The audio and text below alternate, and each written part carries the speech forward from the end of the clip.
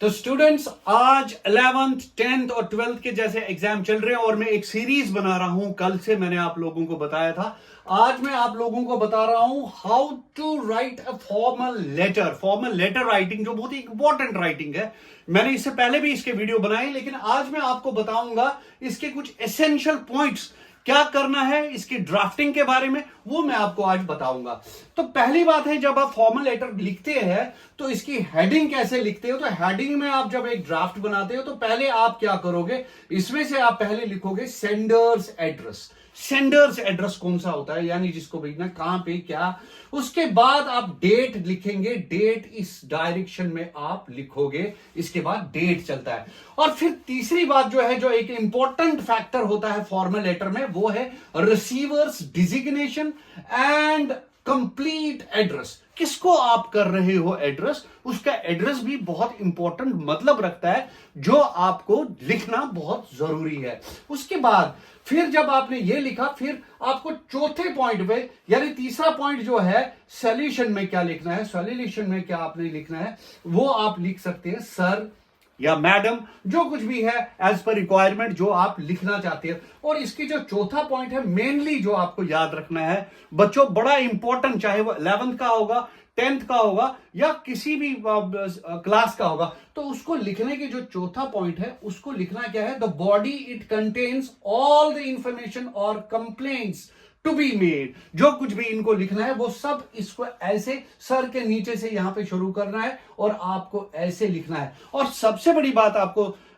याद रखना है, अगर आपने ऊपर कॉमास किए हैं तो आपको नीचे, फिर मैं आपको बताऊंगा जब मैं आ जाऊंगा एंडिंग पॉइंट पे, आपको मैं एंड में आपको बताऊंगा क्या लिखना है। तो आपको जब बॉडी लिखोगे आप, जैसे मैंने आपको बताया बॉडी में क्या करना है, बॉडी आपने ऐसे स्टार्ट की, और बॉडी में आपको किस चीज का important, kindly look into the causes this shortcoming and take the suitable measures to overcome it. इसको कौन कौन से किस कंडीशन से आप इसको ओवरकम करोगे, ये पूरा आपने देखना है। और पांचवा पॉइंट जब एंडिंग पे आ जाएंगे, राइट योर्स ट्रूली और योर्स फेथफुली, आप इवन योर्स ओबीडियंटली भी लिख सकते हैं। Give your full name and signature at the end. And में आपकी बात है, जैसे मैंने लिखा है यहां पे योर्स फेथफुली, और मैंने यहां योर्स फेथफुली के साथ कॉमा किया और अपना नाम लिखा, लेकिन वो स्टूडेंट्स आपको याद रखने की बहुत इंपॉर्टेंटली जरूरत है। अगर आपने ऊपर कॉमा किया है, जैसे आपने एड्रेस पे, यानी जहां पे रिसीवर्स डिजिग्नेशन आपने लिखी है,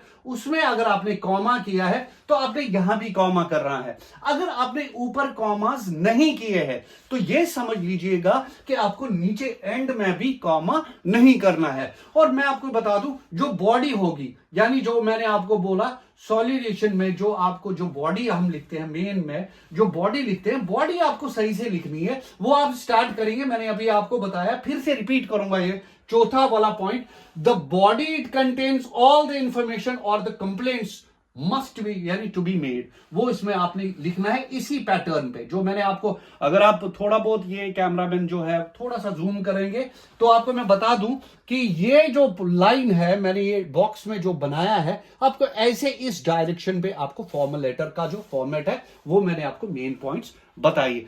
क्योंकि आपके एग्जाम्स चल रहे हैं तो उम्मीद है कि आप लोगों को ज्यादा से ज्यादा आप ये शेयर, आप सब्सक्राइब भी करेंगे और ज्यादा से ज्यादा लाइक, जितना हो सके शेयर करिए, क्योंकि शेयर करने से क्या होगा कि जो एक रिक्वायरमेंट कोई नीडी होता है तो उसको भी समझ आ जाए, क्योंकि एग्जाम्स बिल्कुल शॉर्टली आपके आ रहे हैं, एट द हैंड है, तो इसलिए आप इसको, उम्मीद है कि पूरा आप इसको समझ लेंगे। और अगर आपको समझ अच्छी से आएगी तो कमेंट में आप जरूर लाइक कमेंट करिए और मुझे अपनी राय जरूर बताइएगा, ताकि मैं कल आपको फिर से एक और वीडियो से आपको अवेयर करूंगा।